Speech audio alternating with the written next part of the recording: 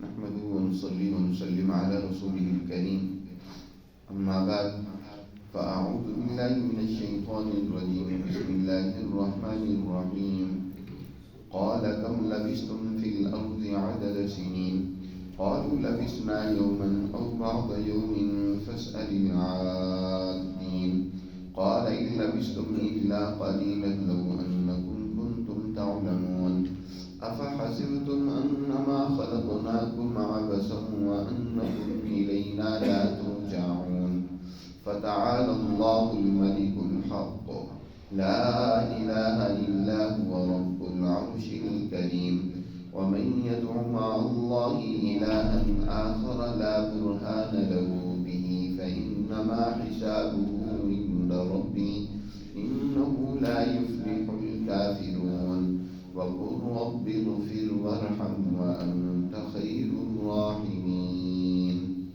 صدق اللہ العظیم۔ گزشتہ درس میں منکرین تعلیمات الہیہ کا تذکرہ ہوا کہ جب ان کے سامنے اللہ کی آیات پڑھی جاتی ہیں تو وہ ان کی تکذیب کرتے ہیں۔ ایسے لوگوں کا انجام یہ ہوگا کہ کل اللہ سبحانہ و تعالی سخت غصے میں ناراض ہو کر ان کو جہنم میں پھینکیں گے۔ وہ التجا کریں گے تو اللہ سبحانہ و تعالی ان سے فرمائے گا قال اخسؤوا فیہا ولا تکلمون، تم ذلیل و رسوا ہو کر اسی جہنم میں پڑے رہو اور مجھ سے بات بھی نہ کرو۔ اور پھر ان کا رویہ ذکر کیا کہ یہ وہ لوگ تھے جو سچی ایمان والی جماعت کا تمسخر اور مذاق اڑایا کرتے تھے۔ ایسے لوگوں کی مزید کل قیامت کے دن جو رسوائی اور حالت ہوگی اس کا تذکرہ کیا۔ اللہ سبحانہ و تعالی ان جہنمیوں سے، دنیا کے ان مکذبین سے سوال کرے گا قال کم لبثتم فی الارض عدد سنین۔ اللہ تعالیٰ فرمائے گا بتاؤ تم دنیا میں زمین کے اندر کتنے سال رہے، کتنا عرصہ تم نے دنیا میں گزارا جس کے لیے تم اپنی اس آخرت کو برباد کر رہے تھے اور دنیا کی ٹھاٹ باٹ اور عزت و چدراہٹ اور اس کے لیے تم ہر جائز ناجائز غلط اور درست اس کو کیے جا رہے تھے، کتنا عرصہ دنیا میں رہے؟ تو کہیں گے لبثنا یوما او بعض یوم فاسأل العادین، ہم دنیا میں صرف ایک دن رہے، یا ایک دن بھی پورا نہیں بلکہ دن کا کچھ حصہ ہے۔ اور حقیقت میں یہ دنیا آخرت کے مقابلے میں ہے بھی اتنی ساری، کیونکہ آخرت کا ایک دن اللہ سبحانہ و تعالیٰ نے فرمایا وَإِنَّ يَوْمًا عِندَ رَبِّكَ كَأَلْفِ سَنَةٍ مِّمَّا تَعُدُونَ، تمہاری گنتی کے اعتبار سے 1000 سال ہونا تو اللہ کا ایک دن بنتا ہے جی۔ تو 1000 سال ایک انسان اتنا تو نہیں رہ سکتا، زیادہ سے زیادہ 100 سال رہ لے گا، اس سے کم و بیش۔ تو 100 سال وہ پورے دن کا کچھ حصہ ہی بنتا ہے آخرت کے مقابلے جی۔ تو یہ ایک چھوٹا سا حصہ، مختصر سا وقت انسان اس کو بھی غفلت میں، اس کو بھی بدماشی میں گزار دے تو کتنی بڑی تباہی و بربادی ہے۔ تو اس دن وہ کہیں کہ اللہ ہم تو دنیا میں صرف ایک دن یا دن کا بھی کچھ حصہ رہے، فاسأل العادین، آپ کسی ماہر حساب سے بھی پوچھ لیں، بس اتنی عرصہ ہم رہے۔ بڑی تاکید کے ساتھ کہیں گے کہ ہماری دنیا کی زندگی تو اتنی ساری تھی آخرت کے مقابلے میں، تو اتنی مختصر سی زندگی ہے میرے عزیز۔ تو آج تو ویسے ہی نہیں پتہ چل رہا، وقت بڑی تیزی سے گزر رہا ہے، تو اپنے اس وقت کو غفلت میں نہ بسر کریں، کل جو پچھتاوا ہوگا پھر وہ کسی کام نہیں آئے گا۔ اس لیے آج سمجھداری کا مظاہرہ کریں۔ جو پانی گزرنے کے بعد پچھتاتا ہے نا تو اس کو سوائے پچھتاوے کے کچھ نہیں ملتا۔ سمجھدار ہوتا ہے جو وقت سے پہلے ہی اس کی احتیاط کر لیتا ہے۔ قال إن لبثتم إلا قليلا لو أنكم كنتم تعلمون، فرمایا اللہ تعالیٰ فرمائیں گے کہ واقعی تم دنیا میں بہت تھوڑا رہے، دنیا کی زندگی مختصر سی تھی، مگر کاش کہ تم جان لیتے کہ یہ مختصر سے وقت میں تم نے کتنی غفلت برتی ہے۔ لو أنكم كنتم تعلمون أفحسبتم أنما خلقناكم عبثا، تم نے یہ سمجھ رکھا ہے کہ ہم نے تمہیں یوں ہی فضول اور بیکار بنا دیا؟ اللہ نے تمہاری تخلیق کسی مقصد کے تحت نہیں کی، تم تو کوئی کام بغیر مقصد کے کرتے نہیں ہو۔ اللہ جو احکم الحاکمین ہے، جو حکیموں کی کبھی سب سے بڑی ذات و دانائی و حکمت عطا کرنے والی ہے، جس کے ہاں کوئی کام عبث اور فضول نہیں ہے، اس نے ایک اتنی اپنی شاہکار مخلوق انسان کو ایسی بنا دی جس کے سامنے ساری کائنات کی تسخیر کر دی، جس کو عقل و بصیرت اتنے اونچے درجے کی عطا فرمائی کہ یہ ساری دنیا کے اوپر حکمرانی کر رہا ہے، اور اس کے پیچھے اس کے بنانے کا کوئی مقصد ہی نہیں تھا، بس اس کو بنا کر ایسے بیکار چھوڑ دیا نہیں۔ وَأَنَّكُمْ إِلَيْنَا لَا تُرْجَعُونَ، یاد رکھو تم ایک مقصد کے تحت پیدا کیے گئے ہو، اور ایک دن تم نے اس مقصد کا جواب بھی دینا ہے، اور ضرور تم اللہ کے حضور لٹائے جاؤ گے اس جواب دینے کے لیے۔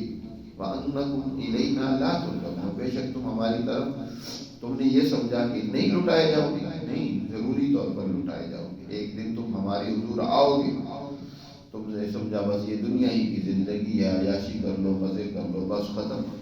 فَتَعَالَى اللَّهُ الْمَلِكُ الْحَقُّ، اللہ کی ذات جو بادشاہ مطلق ہے، جو حق ہے، جو سچائی کا منبع اور حقیقت کا مرکز ہے، وہ ذات اس طرح کے فعلوں سے، اعمال سے بہت بلند ہے کہ وہ کوئی کام عبث اور فضول کرے، یا وہ اس سے بہت بلند و برتر ہے کہ کوئی اس کا شریک و ساجی یا اس کی کوئی اولاد ہو، نہیں۔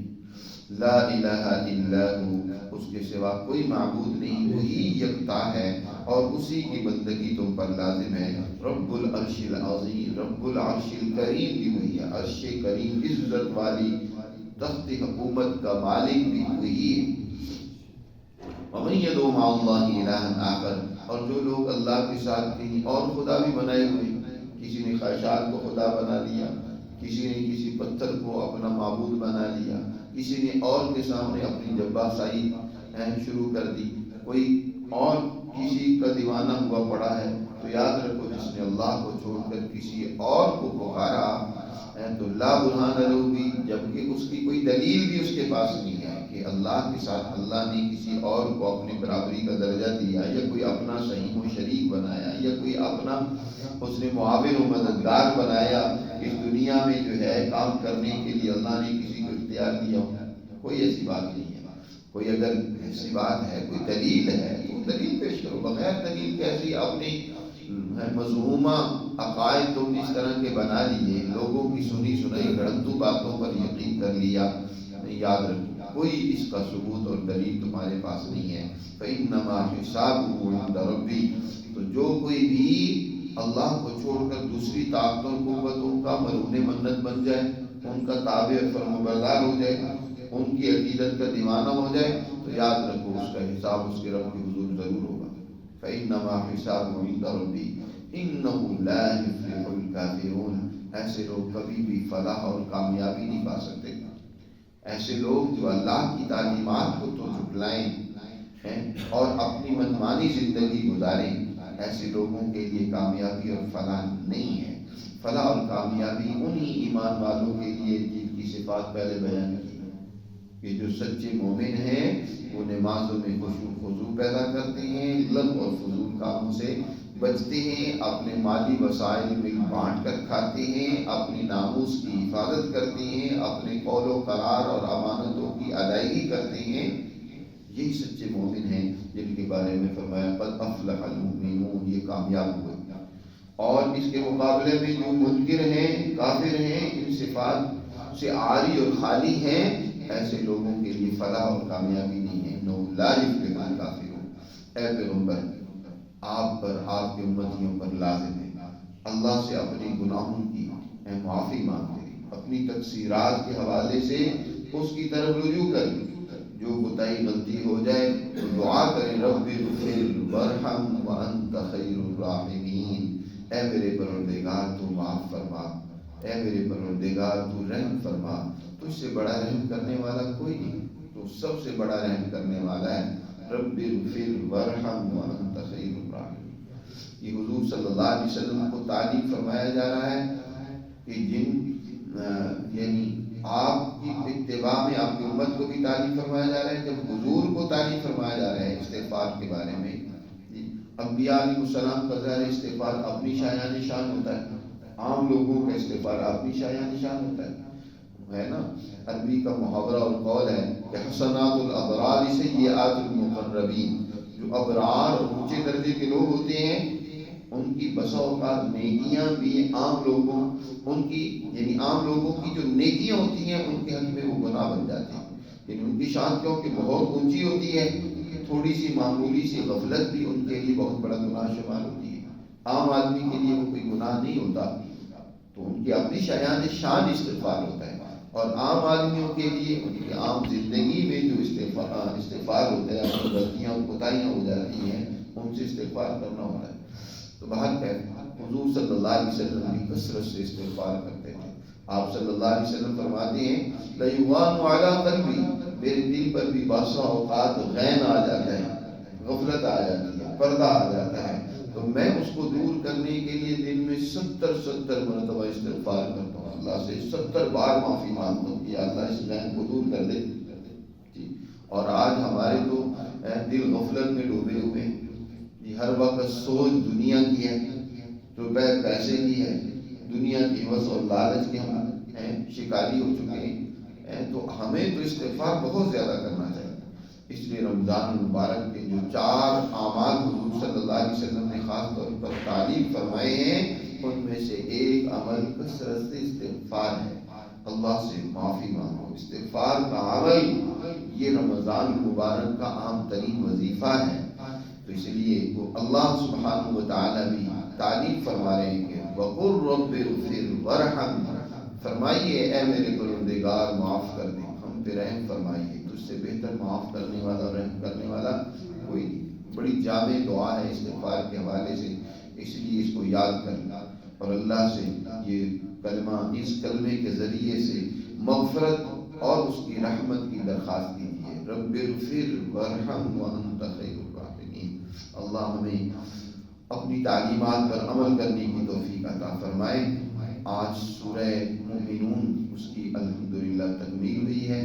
اب اگلے سورہ نور ہے، اس کا آغاز انشاءاللہ رمضان المبارک کے بعد ہوگا. اللہ ہمیں اپنی تعلیمات کو سمجھنے، اس پر عمل کرنے کی توفیق عطا فرمائے.